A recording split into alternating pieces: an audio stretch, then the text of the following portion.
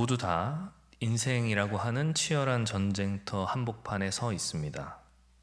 매일 눈을 뜨는 순간부터 우리는 영적, 그리고 정신적, 그리고 육체적 전투를 치릅니다. 때로는 모든 것이 평안한 듯 보이지만 예고 없이 우리를 향해 돌진해오는 그 문제들 앞에서 우리는 속수무책으로 무너지기도 합니다. 특별히 오늘 본문에서 80만 대군과 같은 이 압도적인 문제 앞에서 우리는 그 절반에 이르는 초라하고 연약하게 느껴지는 그런 분들이 계실지 모르겠습니다. 재정의 위기, 무너진 건강, 깨어진 관계와 같은 문제들이 마치 사방을 에워싸는 매복처럼 느껴져 숨막히는 압박에 시달리고 계신지 모르겠습니다. 오늘 우리가 함께 살펴볼 역대하 13장의 말씀은 세상의 기준과는 전혀 다른 승패의 기준을 우리에게 제시합니다. 이 영적 전쟁의 승패는 우리가 얼마나 강한가 혹은 우리의 조건이 얼마나 좋은가 그것에 달려있지 않다고 선포합니다. 승패를 결정하는 단 하나의 기준, 그것은 바로 우리가 누구를 의지하는가입니다. 사실 아비알은 이 열왕기에는 아비암이라고 나오는데 그리 긍정적인 인물로 그려지지 않습니다. 그런데 이 역대기에서는 개인적으로는 흠이 많은 아비아이지만 그 입을 통하여 선포되는 언약과 또 백성들의 의지를 굉장히 아름답게 그려냅니다. 열왕기의 반성의 역사관 그리고 역대기의 이 회복의 역사관, 이 사관의 다름에서 발견되는 아주 특별한 성경의 풍성함입니다. 우리는 먼저 본문에서 아비야 왕이 전쟁터에서 가장 먼저 무엇을 했는지 주목해야 합니다. 그는 칼을 빼들기 전에 먼저 입을 열어 자신의 정체성과 싸움의 명분을 선포합니다. 그것은 그가 어디에 서 있는지를 확인하는 작업이었습니다. 이 남유다와 북이스라엘 사이에 거대한 전쟁이 일어났습니다. 유다는 40만, 이스라엘은 80만, 2배의 차이였습니다. 숫자만 보면 2배의 열세로 이미 패배가 확정된 것처럼 보이는 그런 절망적인 상황이었습니다.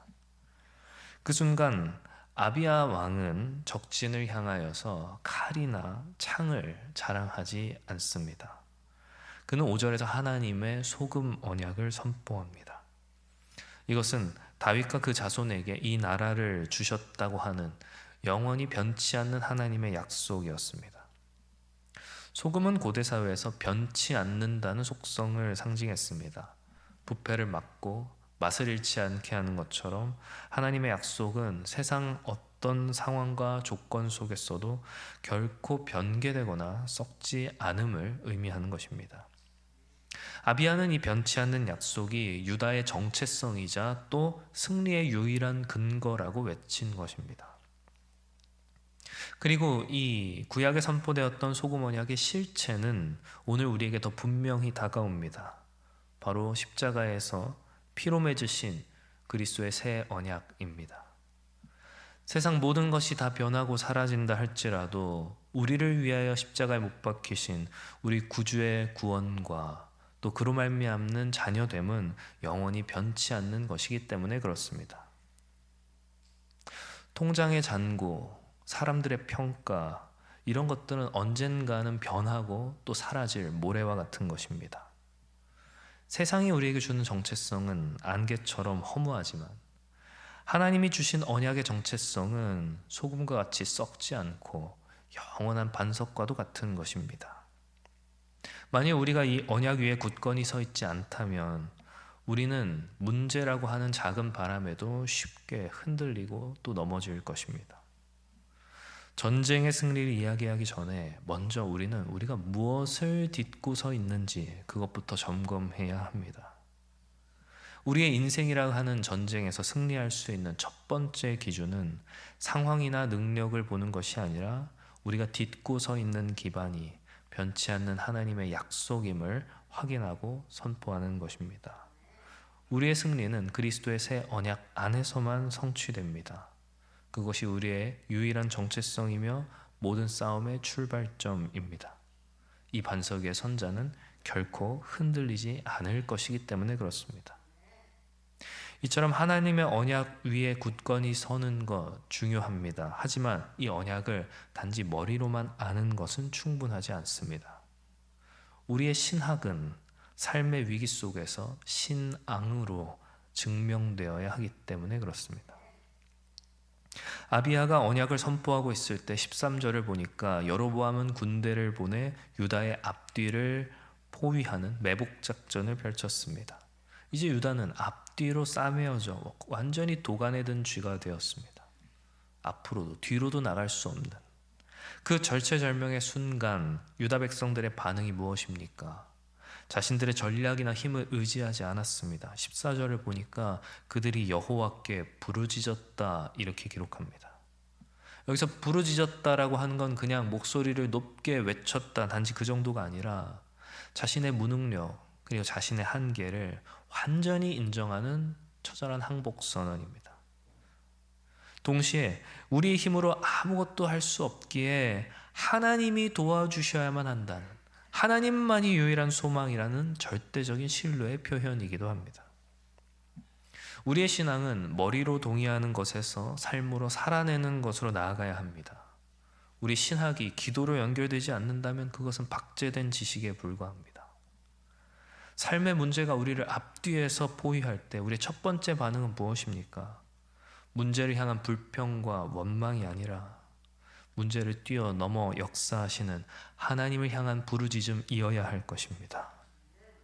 하나님께서 때로 우리의 스스로 힘으로 해결할 수 없는 그런 매복 상황을 허락하십니다.